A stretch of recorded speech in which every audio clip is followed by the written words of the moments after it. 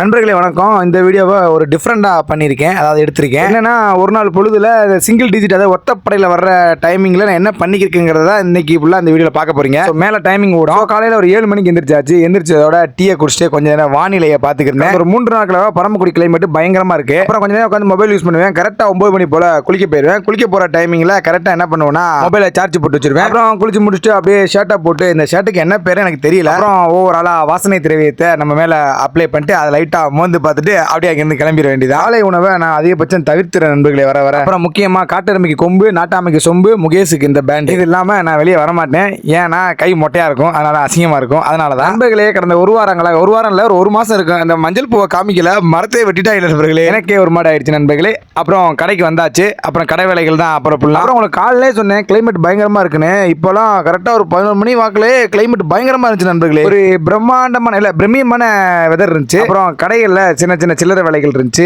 அதை முடிச்சாச்சு. என்னன்னா நம்ம மொபைல நோண்டல மொபைல் ஃபுல்லா ட்ரை ஆயிடுச்சு, படுத்துருச்சு நண்பர்களே. மொபைல் சார்ஜ் போட்டாலும் சார்ஜ் ஏற மாட்டேது. என்னடான்னு பார்த்தா அன்னைக்குன்னு பார்த்து நம்ம கடை ஏரியா சைடு போஸ்ட் ஒண்டிக்கிருக்காங்க, ரைட்ரா அப்படின்னு ஆகி போச்சு. எனக்கு சார்ஜ் இல்லாம வீட்டுக்கு வந்துட்டு மதிய உணவு முடிச்சுட்டு வீட்டில் சார்ஜை போட்டு மீண்டும் கடை கிளம்பிட்டேன். காலையில போஸ்ட் வேலை பார்த்துக்கு இருந்தாங்க, அதெல்லாம் முடியறதுக்கு எப்படியும் ஒரு நாள் ஆகும் பார்த்தேன். அவங்க அசால்ட்டா முடிச்சுட்டு போயிட்டாங்க. அப்புறம் நண்பர்களே நேரமாக பரமக்குள்ள 5 மணிக்கு இருட்ட ஆரம்பிச்சிருது. கிளைமேட் சரியான கூலிங் ஆயிடுச்சு நண்பர்களே. வானம்லாம் கருங்கும்முன்னு ஆயிடுச்சு. அந்த டயத்துல ஒரு டீயை போட்டேன். அப்படியே அடிக்கிற கிளைமேட்டுக்கு பாலே இல்லாத டீயை குடிக்கிறது கொஞ்சம் இதமா தான் இருக்கு. எனக்கு இருக்க நிலைமை ரொம்ப மோசமா போயிடுச்சு. எனக்கு இல்ல கிளைமேட்டை சொன்னேன். பாருங்க நண்பர்களே, முழுசா கருமேகமா சூழ்ந்திருக்கிற பரமக்குடியை பாருங்க. ஒரு 5:45 6 மணிக்கெல்லாம் லைட் போட்டு வண்டி ஓட்டுற நிலைமைக்கு பரமக்குடி தள்ளப்பட்டுருச்சு. ஆனா நிஜமா சொல்ல போனா அப்புறம் காலையில இருந்து மேகமூட்டமா இருந்துச்சு, மழை ஸ்டார்ட் ஆயிருச்சு. இன்னைக்கு ஒரு மழை பெய்ய போகுதான்னு நினைச்சுக்கிருந்தேன். ஆனா எல்லாமே புஷ்ஷா போயிருச்சு. காலைல 12 மணி 1 மணிக்கு இந்த வெயில் சத்தியமா இந்த டயத்துல ஒண்ணும் இல்ல. கூலிங் காத்து போய் நார்மலா காத்தடிக்க ஆரம்பிச்சு நண்பர்களே. அவ்வளவுதான், இனி மழையும் வராது மயிரும் வரான்னு சொல்லிட்டு நான் கடையை விட்டு வீட்டுக்கு கிளம்ப போனேன். இப்ப நம்ம நண்பர் அந்த பக்கமா போனாரா, நம்ம கடை சைடு வந்துட்டாரு. நம்மளே அப்படியே பிக்கப் பண்ணிட்டு போயிட்டாரு. வழியில அவர் ஒரு பிசினஸ் மேனு, அவருக்காக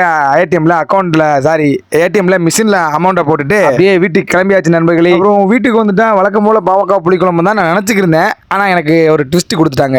பெரிய ட்விஸ்ட்லாம் இல்ல, பாவக்காய் புளிக்குழம்புலாட்டு என்ன இட்லி தான் வச்சிருப்பாங்க. இட்லி வித் கேப்ப ரொட்டின்னு சொன்னாங்க. இது கேப்ப ரொட்டியா எனக்கு என்னன்னு பேரு தெரியல, பார்த்தா அடைஞ்சு நான் கேப்ப அடை. அதையும் இட்லியும் சாப்பிட்டுட்டு ஒரு டீயை போட்டு அன்னைக்கு நைட் லைவை போட்டு அன்னைக்கு நாளை சிறப்பாக முடிச்ச நண்பர்களே. இணைந்திருங்கள் நண்பர்களே.